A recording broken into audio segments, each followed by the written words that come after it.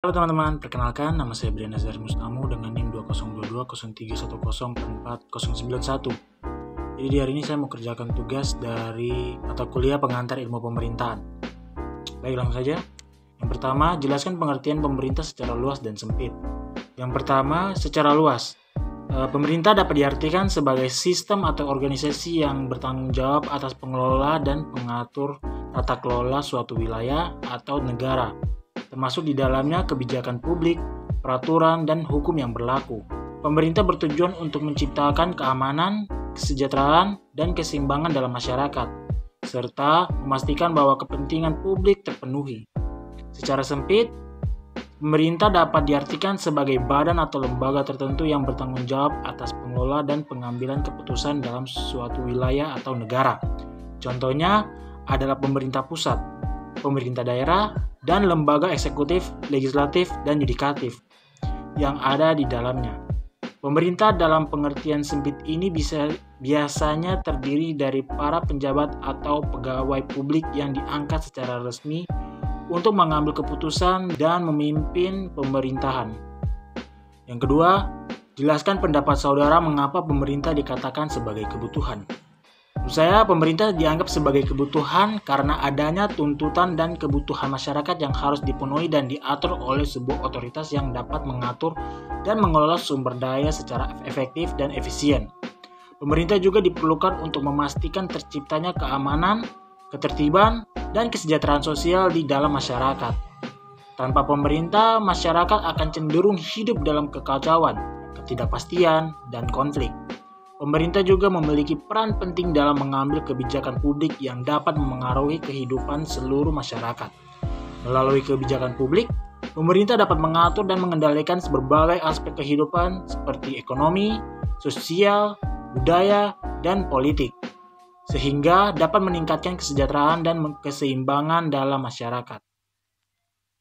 Yang ketiga, mengapa pemerintah dikatakan sebagai ilmu pengetahuan? Pemerintah dikatakan sebagai ilmu pengetahuan karena pemerintah mempelajari dan menerapkan prinsip-prinsip dan konsep-konsep ilmiah dalam mengambil keputusan, perencanaan, kebijakan, dan pengelola sumber daya. Ilmu pemerintahan membahas tentang bagaimana negara, pemerintah, dan kebijakan publik dapat dibentuk, dikelola, dan dievaluasi secara efektif.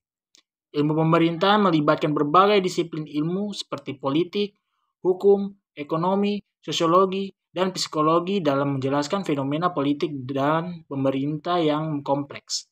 Studi ilmu pemerintahan juga membahas tentang bagaimana sebuah negara dapat mengatur dan mengelola sumber daya secara efektif dan efisien, mengelola konflik sosial dan politik, dan meningkatkan kesejahteraan sosial dan ekonomi.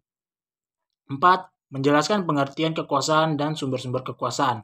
Kekuasaan adalah kemampuan seseorang atau kelompok untuk mempengaruhi atau mengendalikan perilaku orang lain.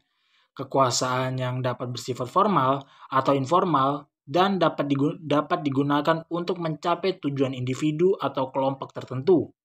Sumber-sumber kekuasaan dapat dibagi menjadi beberapa kategori.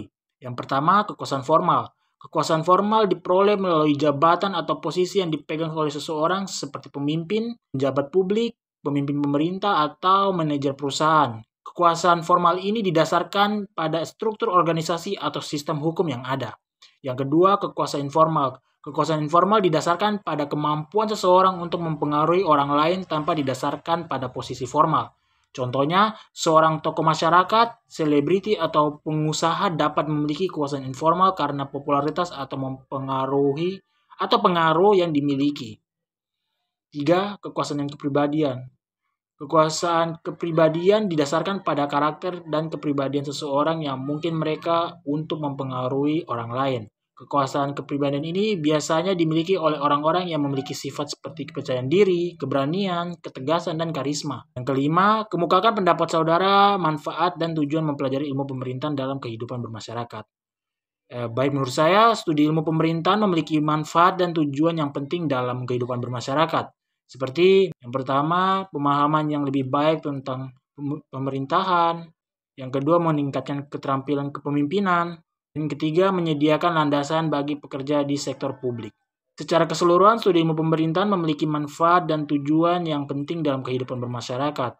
Studi ilmu pemerintahan membantu kita memahami sistem pemerintahan dan kebijakan publik, meningkatkan keterampilan kepemimpinan, menyediakan landasan bagi pekerja di sektor publik dan swasta, serta meningkatkan kesadaran tentang isu-isu politik dan sosial yang kompleks dan kontroversial. Baik, itu dari saya. Terima kasih.